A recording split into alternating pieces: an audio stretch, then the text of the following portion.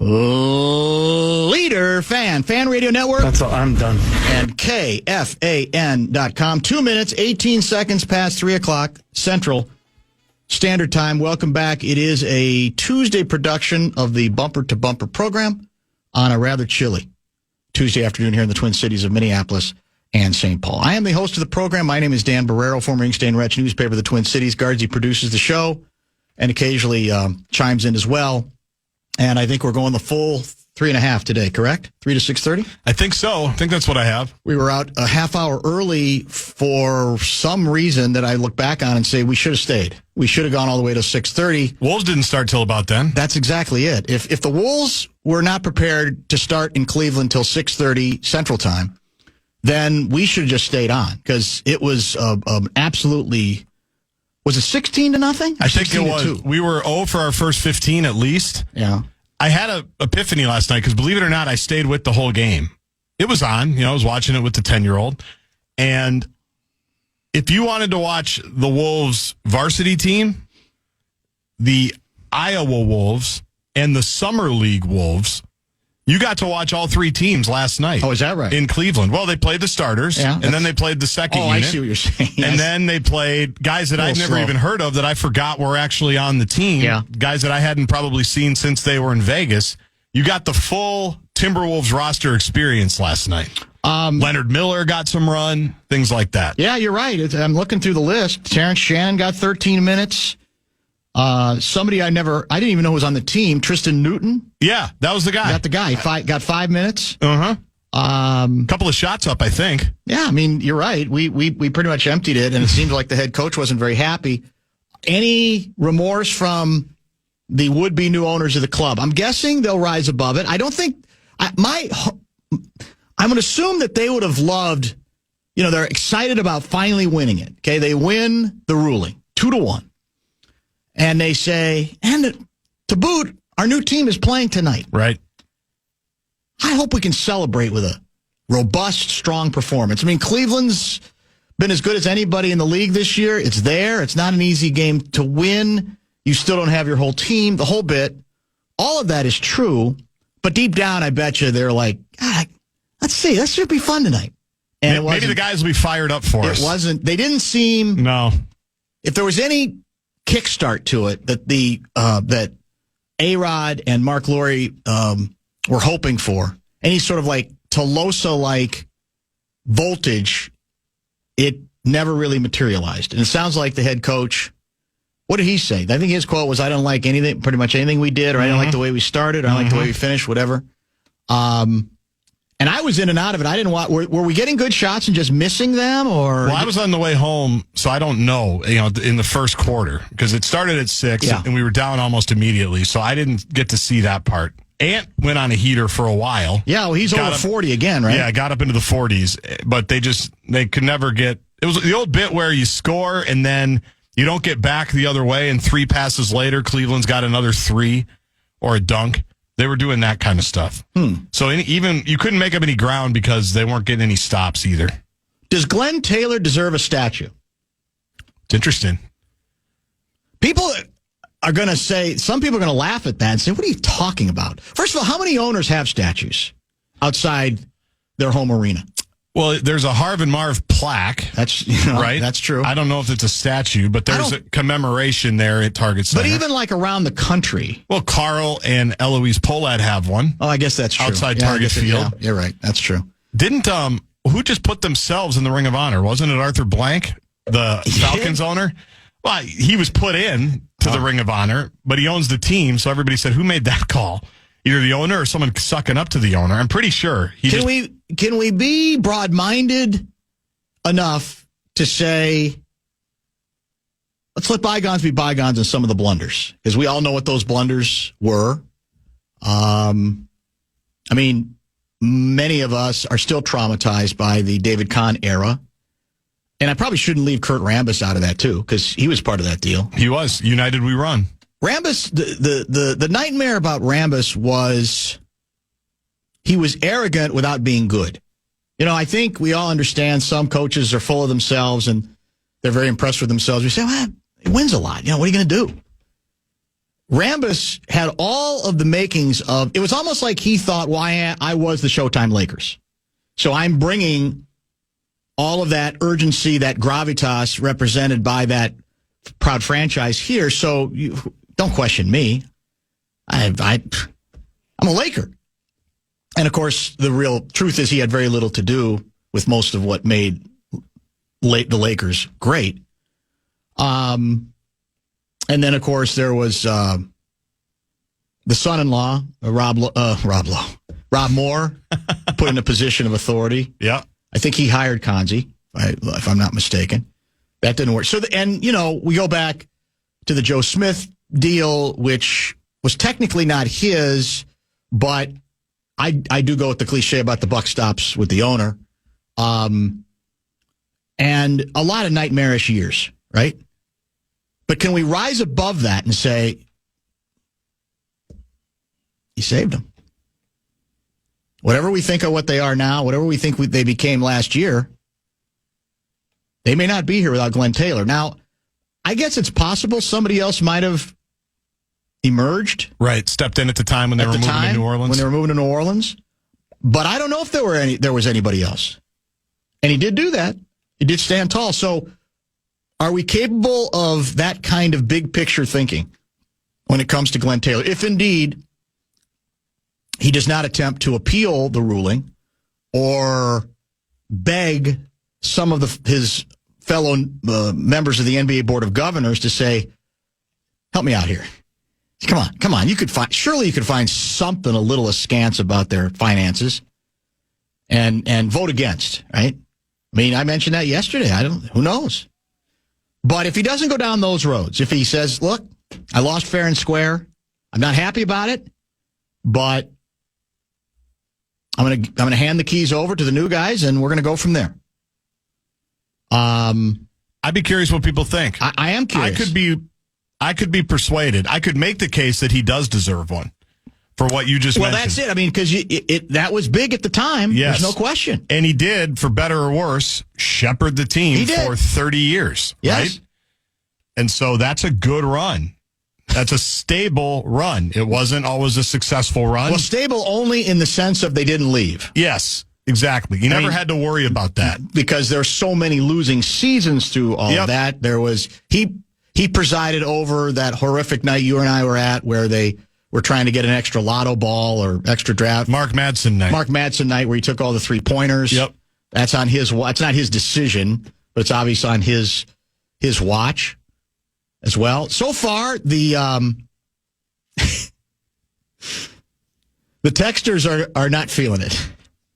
Not quite feeling the Glen Taylor love? No, they are livid at even that we're carrying on this conversation. What if, as not quite a statue, but as an homage at the new arena that Lore and ARod build in Minneapolis, hopefully by 2031, I think is their target date. What if one of the stands, carefully curated by celebrity chef David Fima, as Krager's would say, Becky's lasagna is one of the featured items?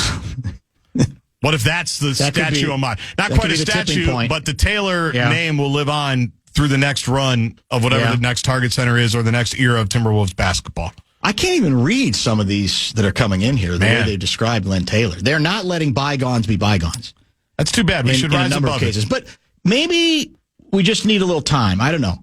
But maybe not. I mean, again, this was a badly missed... The stability was that they were owned by somebody who had the money to keep them going. And at least one team moved in that time period. That's true. Couple. And they did, but they were not stable in any kind of sense of this is a good to very good team because how many winning years have we had? Seriously. Now, again, he inherited a bunch of losing because they already had started losing before. We should do the math on this. His record as an owner? Yeah, the Taylor, what year the Taylor year ran, and then just we go year to year. And there is a lot of badness, a lot of bad luck, and a lot of badness that has to be factored in. So maybe not so short of a statue, a plaque? Like you said, you mentioned, you think Harvard Marvin have a plaque. I don't remember. In the main, we never really go in that way because we always go Skyway. In the main lobby coming off First Ave, they've got to the left, right next to one of the Target dogs. They've got on the wall Harv and Marv and a nice homage to both of them. here's the rub. There's no love lost between the winners and losers. So I don't even know if they would say, yeah, okay, we'll rise above it at some point down the road. Well, I don't think right away. Or they might pick a sculptor who purposefully the one that did the Dwayne Wade? Yeah, not a very flattering bit of sculpture. Was that possible? That would be quite of the concern, too. So we'll tally it up, but Bill Simmons tweeted about this last night, as he writes, Dan. Yes. Historic run for Glen Taylor, 30 years, but only 2 seasons with a playoff series win. Yeah. Plus, no NBA Finals appearances, a huge scandal, Joe Smith, a slew of truly horrible trades, signings, hirings, and in the end, he couldn't even sell the T-Wolves correctly. He'll be missed. That's true. And he adds, he'll be missed. And by the way, he would agree with that, because he thinks they're getting away with murder on the price they settled on, right? Yep. So he'll be missed, is what Bill writes. No question about it. Be honest, writes Greg. You wanted Lori and ARod to win because you wanted to keep referencing Tolosa. That's true. The Tolosa references would have probably gone away after a while if Glen Taylor was back in the saddle. We would have followed the story, probably though. We would have stayed with it. Grand in your hand? Yes, the fan wants to put a grand in your hand with our national cash contest. What's today? Tuesday? You can enter the keyword green at KFAN.com. That's your first shot at winning this afternoon. Go to KFAN.com and enter the keyword green. This is your before and after story. Southeastern College can help you prepare for a secure and fulfilling career in the growing healthcare field. We offer a wide range of careers to choose from. So whether you want to be a medical assistant, medical billing and coding specialist, nurse, surgical technologist, or another healthcare career, we've got you covered.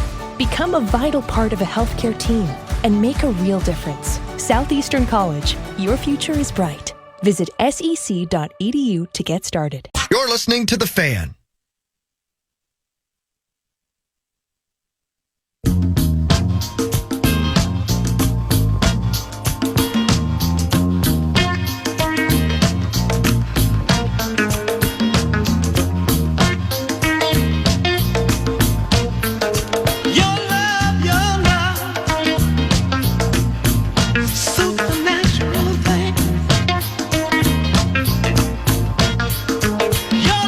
Send out the pre-show guest lineup tweet, and it turns out we have 2 outstanding guests today. Is Louis regular time? I never even asked you. Is it yes, 5:30 on Louis? He is 5:30. And in addition, in about 40 minutes or so, we will chat with John Bream, legendary music critic at my former newspaper, the Star Tribune, and we'll get some leftover Grammys, I should say, Super Bowl halftime show stuff from him. Maybe some Grammys. Did the Grammys already just happen, or are they just about to happen? No, I think they just happened. Didn't they just happen? Yeah, Sunday night or so. Shows you. I mean, they used to be so big. I don't think they feel as big as they used to, but maybe that's just because I'm not paying as much attention to the music as I used to, as I once did.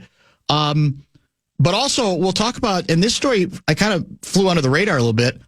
I think the last time we talked to Bream, it was about his place in that Netflix Prince documentary. Well, that's dead now.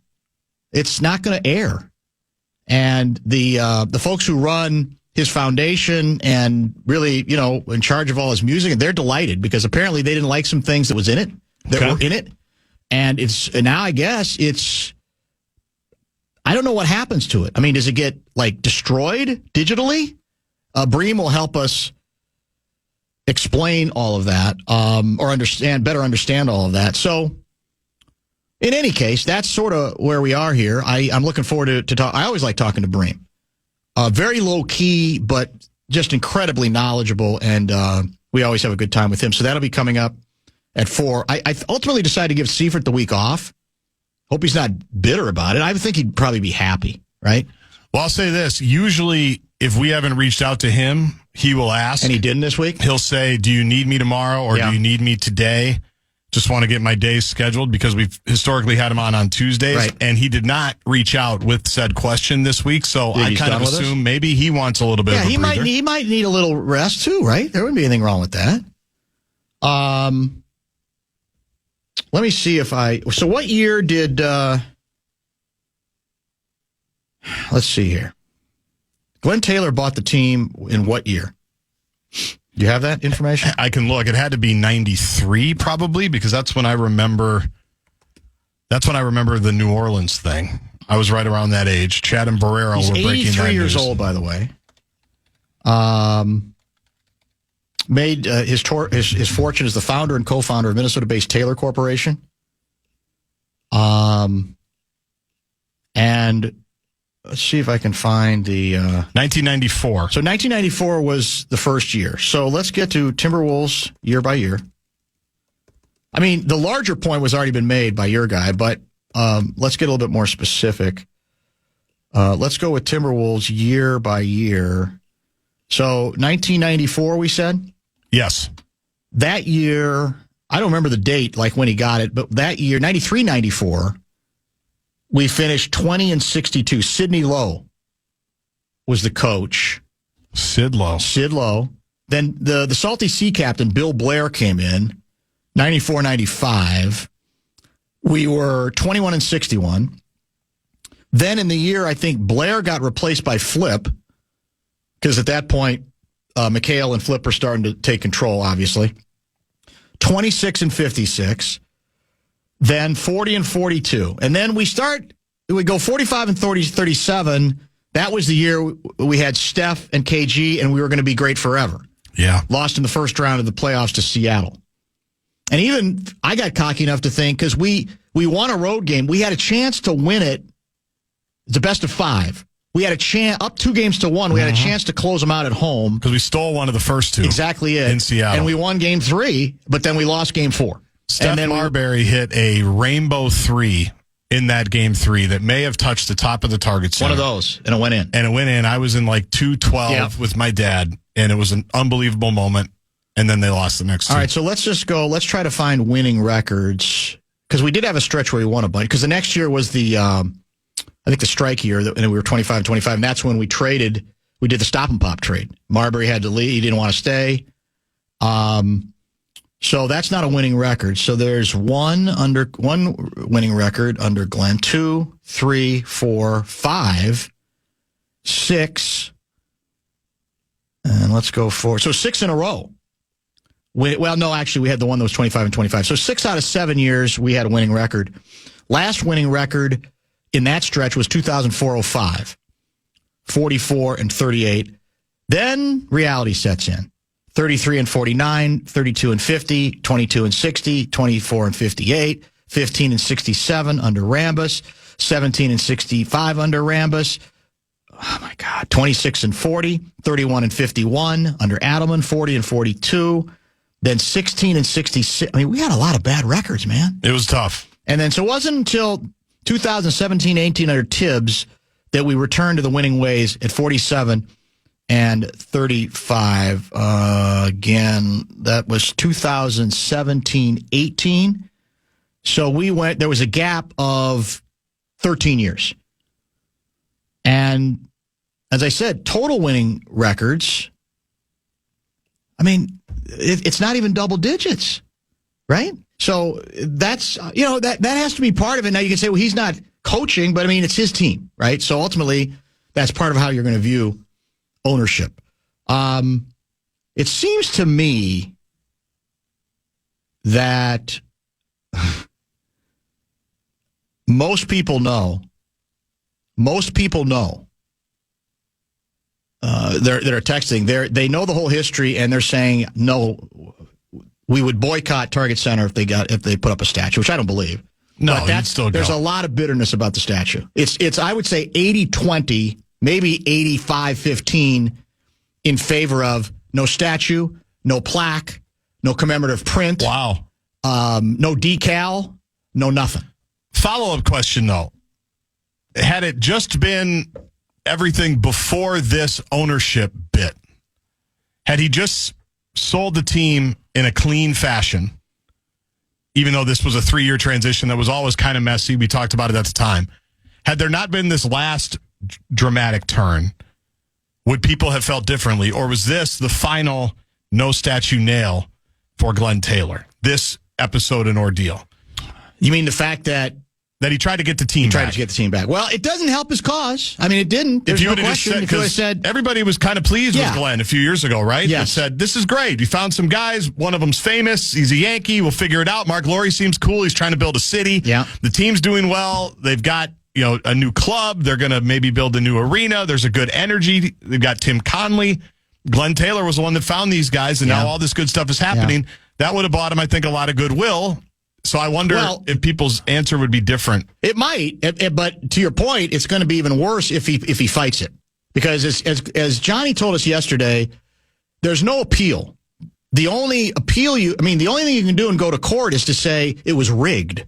Does Glen Taylor really want to be that sore of a loser, right? Because that probably would cement the notion that statue for that guy, after all this, I was trying to turn the other cheek, and then So I think my gut tells me he won't do that because that's the only way you overturn it. Well, one of the judges was on the take. Basically, that's the way I've understood it from Johnny, is that you got to have some sort of significant conflict of interest established that goes beyond the merits of the merits of the case. You can't have somebody else look at the same numbers and go, I'm not so sure that they ruled the right way. The ruling's the ruling. The only way out of it technically is if you find some measure of scandal. And if I remember correctly, which as you know is always a little fuzzy, they went above and beyond with this 3-person panel to make sure that they didn't have any of that. Yeah, didn't they? I thought they were very specific about, didn't one side get to pick somebody, and then they had kind of a third person that was seemingly a little bit more neutral, or a third party maybe picked the person. They went way above and beyond, I thought, on the front end for the 3-person panel to make sure that didn't happen. Dan, did you say in the opening segment that Glenn was not directly responsible for the Joe Smith signing? I mean, I thought he literally drew it up on a cocktail napkin. You can't make it up. Well, the backstory is a little bit more dramatic, as my old radio partner, Chad Hartman, knows all too well. And maybe we'll get to that a little bit later. I do want to mention again John Bream in about a half hour. We got a lot of other stuff to discuss. We got some leftover Super Bowl stuff that I think is salient to it's relevant to the Viking situation in terms of, again, some of the lessons that the Eagles might represent. We got to some of it yesterday, but I think there's more to cover there. So a combo platter show and plenty of hockey talk with Louie is scheduled for 5:15. Is that correct? 5:30. 5:30. Yeah, 612 guy writes, Mahomes full pelfed it. It was a full pelf by Patrick Mahomes after Super Bowl number 59. So if you have questions, observations, concerns, if you want to know, if you want to get inside John Bream's head, hit the Bradshaw and Bryant KFAN text line. That number is 64686. Bream joins us now via the Connecticut Water Systems hotline. How have you been, sir? I've been good, keeping busy. Excellent. Still going a lot of shows. That's it, man. Well, on average, how many shows do you think you continue to see a year? A year? Well, maybe we cut it down to a month at a time. If it's too hard to add a up. year, about 150 to 200. That's pretty good. Depending on the year. There's 365 days in a year, right, still? So almost half the year, you're going to a show or a concert of some sort. Yep. It's a pretty good gig if you can get it. No question.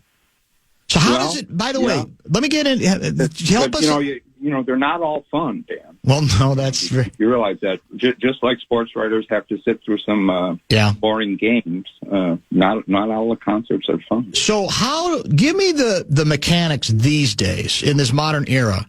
Because I assume once upon a time you brought like a Teleram or a Radio Shack flip-top, maybe, and found like a media room or a back room at Target Center or whatever, and would write on deadline. How does that work now, or do you not do anymore? Do you not do as much deadline stuff, and it's the day after the day after? Well, we're digital first, so you are on deadline. Yeah. Try and get it on digital shortly after the concert ends. So, yes, you bring a laptop. It's not like the old days where I had my Trash 80 and I was typing on top of a garbage can at the KISS concert at the old St. Paul Civic Center, I remember.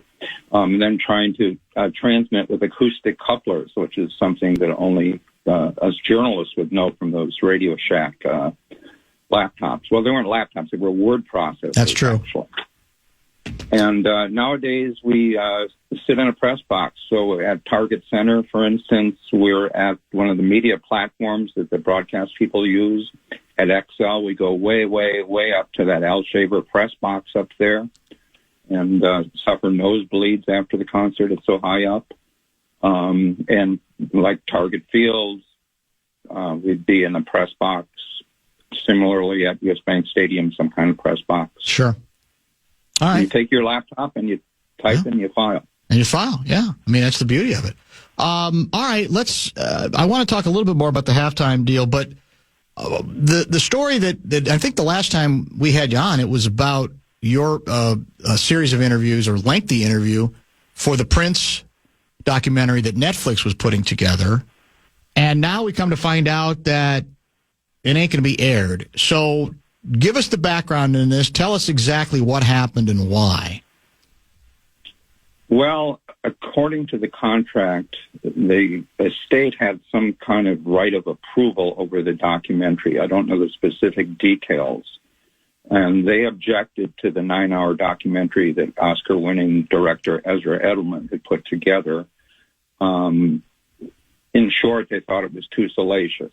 They didn't think it was enough emphasis on the music and the greatness of Prince, and it was too much about talking to a lot of exes, whether it's ex-girlfriends, ex-musicians, ex-wives, that maybe had axes to grind, and they were talking about his personality. That's the view of the management team, the Prince estate. You know, I don't know what an objective person would say if they saw the 9 hours. You know, sitting through 9 hours of something is a lot. I mean, the Super Bowl felt like it was 9 hours long, but at least the Prince documentary would compel your interest. So they were objecting. The Prince estate was objecting to it, so they tried to negotiate, and they negotiated a deal where the documentary will not come out, and the Prince estate is free to make its own documentary. And part of the agreement, the initial agreement, is Netflix had exclusive right to Prince's vault, which included recordings, videos, concert films, rehearsal tapes. Everything he had ever done that was recorded was in his vault, and Netflix had first priority to that. Now all that stuff is freed. So Prince's Twitter account goes, "The vault is freed," it declared, and that means that the two parties that run the Prince estate now, Primary Wave and Prince Legacy LLC, have the right to release things. And Prince Legacy LLC is talking about putting out its own documentary. So what happens? I mean, obviously 9 hours, a lot of work is done. A lot of people do jobs to get the thing put together. Do they still get paid, or how does the money work in a situation like this? Well, that's the question I asked. I asked both Londell McMillan, who was a lawyer with Prince, a producer, a big wheel in the music business, and he's co-manager now with the Prince Legacy LLC. He said, "I can't talk about the terms of the agreement." I reached out to Netflix, got the same answer, that they can't talk about the terms of the agreement. But I assume originally the Prince estate, which needed a lot of the money back in the day, remember, to pay off its tax bill, I assume they were paid millions of dollars to give Netflix this right. Now, I'm not a lawyer. I don't know what the deal was. I'm just guessing that maybe the estate had to give back some of that money. I don't know. Yeah. That would be logical, right? At least some of it, I would think, would have to be recouped somewhere as part of the agreement. Yeah, or I'm just speculating, thinking out loud. Or does Netflix still get a piece of the action on this next documentary? Does it go to Netflix? I don't know what the negotiations are. Yeah, that's what I saw. That's what I was wondering next is, so does the estate now have a right to use, say, oh no, this part one we like a lot, or 6 of the hours we're fine with as is? Do they get to just then usurp it in that regard? That's a good question. I don't know. I do not know where that documentary, who owns that, who possesses that at this point. A text came in from CJ in Minneapolis. A very good friend of mine worked Prince's security detail for many years, was interviewed for the Netflix doc. His opinion was that the director was going for a more sensational view of Prince that may not have sat well with the estate/family, hence the result of the documentary being pulled. What do you think? Well, that's what a lot of people feel.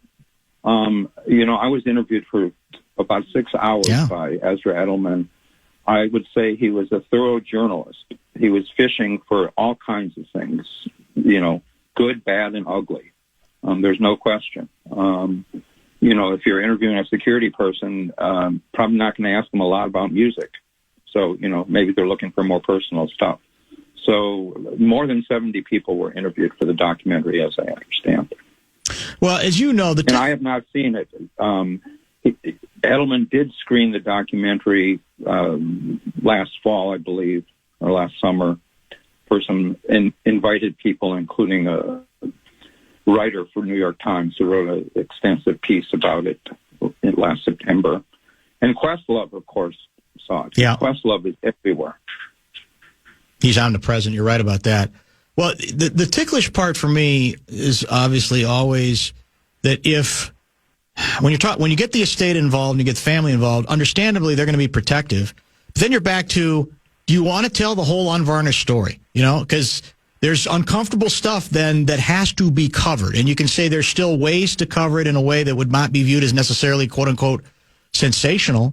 But to be honest, the closer it is to the family or the estate or whoever, I think I'm less likely to trust it then, that you're getting a sanitized version, which isn't the same as saying you have to make it grossly sensational.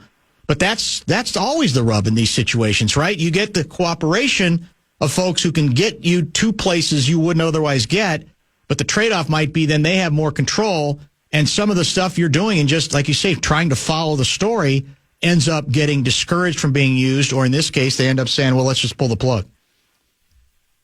Yeah, that's always the fear when it's authorized, when it's official, when the party, the subject has a right of refusal or has involvement.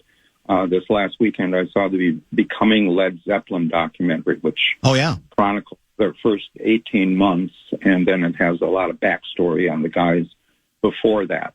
Well, the three surviving members were all interviewed. The interviews are pretty bland. None of the sensational stuff is ever addressed. Mm-hmm. The focus is on, their backgrounds, their childhood, that sort of thing, the music. But no one asks them, about groupies or any of the drugs or any of that kind of stuff. So you get a it's a compelling movie, but it's very sanitized. And when I talk to, the people from the Prince estate, they wanted a more balanced documentary. That was the word they used. So they felt that the Ezra Edelman documentary was not balanced, that it was too negative. And it wasn't focused enough on the music. It was focused heavily on his life off stage. I gotcha. John Bream has been covering pop music at the Star Tribune for, what did we decide last time? Are you up to 50 years already? I thought you said you were. This will be my 50th year, yes. This is your 50th? So I started on September 1st, 1975 on staff. Well, so do they have celebrations planned? They got to have you should have a logo. Every time you write this year, there should be a logo that reminds people 50 years of reviewing music. Are they not doing something like that already? Well, Dan, you need a side gig in our marketing department, apparently. Oh, yeah. This is a no-brainer. This is, oh, my God. Well, and you can't do it because you're self-deprecating to a fault, which I understand. But, yeah, I'll try to talk. I have no influence at my former newspaper, but maybe there's a couple. Maybe I should call Glen Taylor. He's kind of hurting right now, but somebody should absolutely be on that, 100%. And I assume you do have planned some look backs over the 50 years, right? You got to have a couple of those things coming down later in the year, calendar year, don't you? We haven't discussed it yet. We did do a Bream Top 40 at my 40th anniversary. Actually, I remember that, I think. Yeah, that's true. Well, that's it. Then you got to do you probably Top 50, saved the section. Of course I did. Are you kidding me? Of course. So where were you on Super Bowl halftime show? Loved it? Liked it? Bored with it? What did you make of Kendrick Lamar at halftime of Super Bowl 59? Where was I? I was sitting in my living room watching it. What did I make of it? I thought it was entertaining, provocative, surprising. It was kind of fascinating how he was able to sort of sanitize some of his music, but yet make a subversive halftime show at the same time. Because, it's not necessarily, he's not a household name. His music isn't household material that everyone's going to recognize. But he smartly used Samuel Jackson, the actor, to sort of serve as his Greek chorus to try and bring other people in and sort of explain what he was doing. Because a lot of it is sort of, like inside jokes. And because it's a lot of it had to do with his feud with Drake. Yes. The huge rapper from Toronto. And so to some people, that's inside baseball. And, excuse me, Kendrick Lamar had just won 5 Grammys, the biggest Grammy winner this year. He won record and Song of the Year for Not Like Us. And so, he was in the spotlight. And his fans think he delivered. Does the average person who's not hip to Kendrick Lamar understand it? Probably not. I'm scrolling down. I'm not sure I'm going to find it in time. The Athletic, they made an attempt to, it's either the Athletic or New York Times or both, because they're all affiliated now, to rank Super Bowl halftime shows. And, much to the delight of the state of Minnesota, Prince did indeed still remain number one. But what I got a kick out of was what show. For good reason, of course, too. Yeah, good reason, although it's become such a cliche. I mean, I was kidding that Lamar had just come out on stage and there are already people tweeting Prince's halftime show is better because we're very defensive about it. But here's what struck me. There was a local angle at the other end. I think the show that was ranked dead last by either one writer or a consortium of several was Gloria Estefan at the first Minneapolis Super Bowl at the Metrodome. Is that a fair? I'm sure you had to review it. Is that a fair analysis of that halftime show? The Gloria Estefan, she was the star performer. Well, I did not review it, but the early years they didn't have featured attractions. They just had like Al Hurt or something, yes. In New Orleans. Up with people trumpet, occasionally, college marching bands and that sort of thing. And then we got an era where we started having superstar musicians entertained. And I think that first one that was at the Metrodome, didn't they have some ice skaters and some other things going with it? And it probably just didn't connect with people. My vague recollection of it was not very entertaining. Here it is. I finally found the story. So ranked 35th.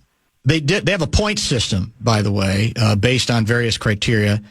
And Gloria Estefan, 35, is dead last. All of 9 points, just ahead of New Kids on the Block, 1991, that got 10 points. Estefan's performance was fine, they write, but she didn't even appear until late in the 13-minute show after a Snowflake Army's rendition of something called Winter Magic, followed by children rapping about Frosty the Snowman. We've come a long way, have we not? Just hearing you read it.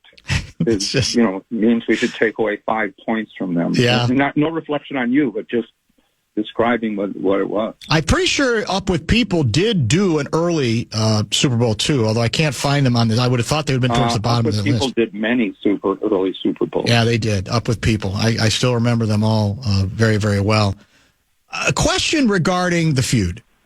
Because I got ripped for this yesterday, but I get it. It's juicy. It's, I guess, to a certain extent, still current.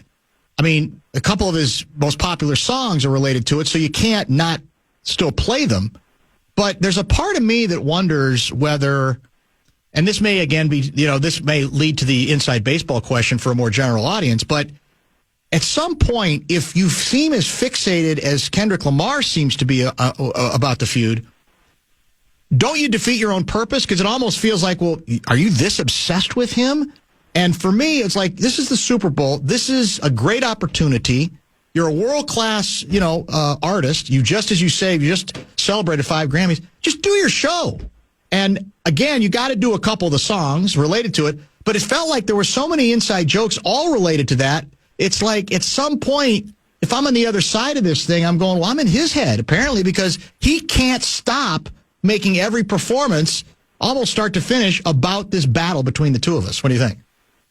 Well, it is a little self-serving on one hand, but he managed to pull it off in an entertaining way. I mean, ending with "Game Over," which had a double meaning. His whole aesthetic was supposed to be sort of a video game, and you know how a video game will say "and over" at the end. Yes. It also said the feud is over, I won, and then little things like, "Oh my God, there's Serena Williams crip walking out there," and if you don't know that she was rumored to be a paramour of Drake's way back in the day, you don't get the inside joke. But it's still Serena Williams out there dancing, and she's from the same hometown that Kendrick is. Right. They're both from Compton. Yeah. And so it works both ways.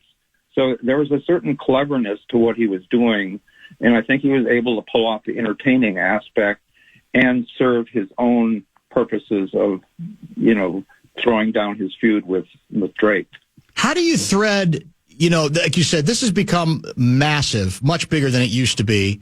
It's a big production. There's a part of me that says you're never going to, it's never going to, satisfy a lot of people. But then you get to the other part of it, which is how, quote unquote, mainstream the artist needs to be. I mean, he's certainly current to that extent, mainstream, but I feel like when people talk about mainstream, they're basically talking about aging rockers or aging acts. So in your mind, if for whatever reason the commissioner of the NFL called you out of the blue and said, we're putting together ideas for next year and we're trying to figure out what our objectives should be when it comes to musical entertainment at the Bowl, what would your best advice be in that regard? Taylor Swift. Well, yes. Yeah, Taylor's too big to play the Super Bowl now. The Super Bowl gives a big career boost. She's bigger. She doesn't need that boost. True. And she's never done the Super Bowl because for years it was sponsored by Pepsi. And she's had a long affiliation with Coke, I believe Diet Coke has been one of her tour sponsors over the years. So she never did the Super Bowl when it would have been probably time for her to do it. And now she's just too big. Yeah, that's true. She would, steal the spotlight. So she would have to lower herself to entertain at the Super Bowl, is what you're saying? Yeah, I mean, it's like she'd upstage the game. Yeah, but then again, I mean, maybe she says, all right, let's surprise everybody and maybe come up with that's where I'll reinvent myself. But Goodell doesn't have that much input into the halftime. That's true. They turned it over to Rock Nation, which is Jay-Z's company. Okay. And if you've noticed, the last 6 years, all the performers have been people of color. So clearly, the NFL is into DEI. Oh, they're trying to. Maybe that's going to end now because they didn't put down the end racism this year. They switched. That's true. They title in end zone to some other performance. Maybe the president is going to have some impact on the halftime entertainment. I've asked for texts, and a couple have come in on other subjects. What's John's opinion of I'm going to mispronounce this name. Chappell Roan? Chapel Roan?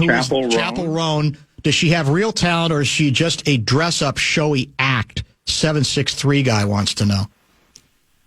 I think she has real talent, but part of her shtick is to be dressed up and showy, and some of it is a tribute to Drag Nation and drag queens, but she's got real talent,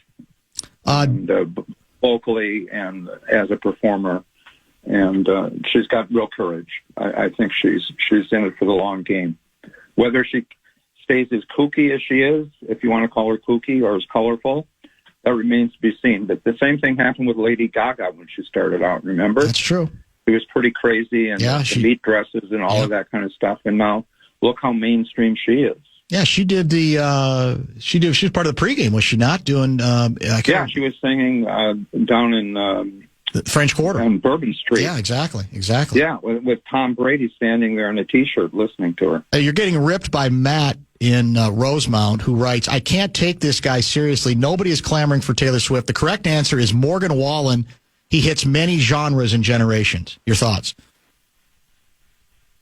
Morgan Wallen is really big and really popular right now, but Morgan Wallen is popular with half of the country, I would say, so to speak. And I've seen Morgan Wallen live twice, and that guy can't sing very well. He live.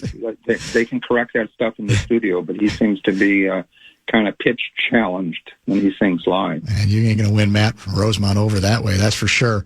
I think I mean, he's certainly huge. Yeah, and his records are smart, and he's very, very popular. That Matt may be right. Maybe Morgan Wallen is what they go with next year. That would certainly, change to a different lane. Another texter, and I think you and I have both agree that that's not what we intended here. He's standing tall for Al Hirt, saying that Hirt was a hell of a horn player, Grammy winner, sold a ton of records, a handful of which were top 10 releases. Hate to see him reduced to a punchline. I don't think either one of us was attempting to do that at all.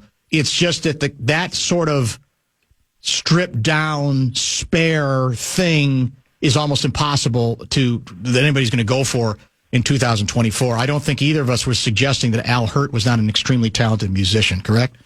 No, Al Hirt was a great musician. Yep. What it was the very first Super Bowl, or not the first Super Bowl, but one of the early Super Bowls, and it was in New Orleans, and I think it was like a tribute to Mardi Gras. And actually, he was. I'm looking up now. He was at the first Super Bowl, performing with several marching bands, including Grambling State. This was in L.A., the first one, and then Al participated in Super Bowl. I'm not good with these Roman numbers.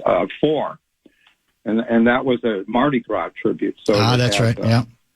Southern University, Albert, Lionel Hampton, Doc Severinsen was there. Oh, yeah. And, of course, you remember Carol Channing. Carol. How could I forget Carol Channing? So, I mean, in the early years, the approach was quite different than it is nowadays. Very much so, yeah. For the record, here's the New York Times Athletic Top 10. I'll count them down for you. Rihanna in 2023, 10. Madonna, LMFAO, Nicki Minaj, CeeLo Green, etc. at 9. Shakira, Bad Bunny, and Jennifer Lopez tie for 7th with Bruno Mars and the Red Hot Chili Peppers in 2014. They've got Michael Jackson, number 6, in 1993. Beyonce, Destiny's Child, number 5, 2013. They have Sunday's Kendrick Lamar performance, number 4 overall. And then their top 3, U2 in 2002, Dre, Snoop, 50 Cent, Blige, Lamar, Eminem, and many others in second in 2022. And then Prince finishes with 50 points, a perfect 50 points, number 1. Do you have any objection with any of those top 5? Or you think any of those were too high or too low? I would probably put U2 number 2. 2? Okay. No pun intended. But I think that's a pretty accurate decent list. Where do they have Springsteen? He put on a pretty good show. Yeah, let me scroll down here. Springsteen, they had number 30. This writer, I hated this show in real time. I did my best to watch with fresh eyes for this list. I still hate it. From the intro where Springsteen barks at us to put the chicken fingers down, to having a referee throw a delay of game flag just before Van Zandt hollers, "It's boss time," is just all so very cringe. Wow, 30. That's controversial, is it not? Yeah, well, I mean, I have not gone back and watched all of them like this person did. Yeah. And it's fascinating because, people will complain to me, like they'll go, "You wrote this album review back in whatever year it was, yes. And you didn't like the album. What do you think of it now?" And, when you cover things at a newspaper, you're working in real time. Yep. So that's your instant impression. I'll listen to the album 3 times, 4 times maybe, write my impression. I've heard those songs for years and years and years, and maybe it was Prince, and I heard him play it live many times, or Springsteen, or whoever. And your opinion of those songs changes.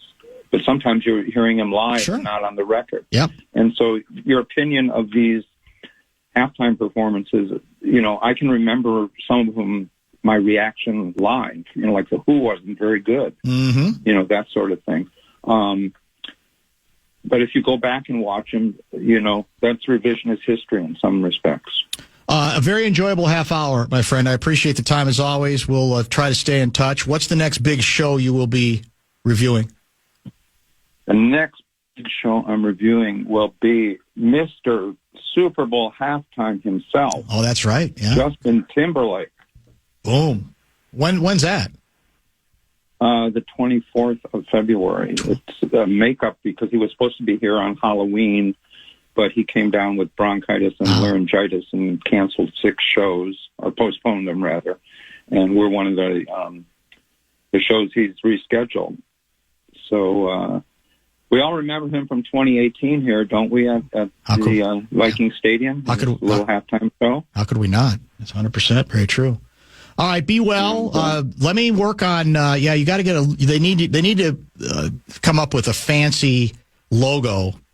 50. John Bream's 50th year. That's and that's not even clever. I mean, that's just to me stating the obvious. So I'll see. I'll try to use my massive influence with Glen Taylor to see if we can get something done.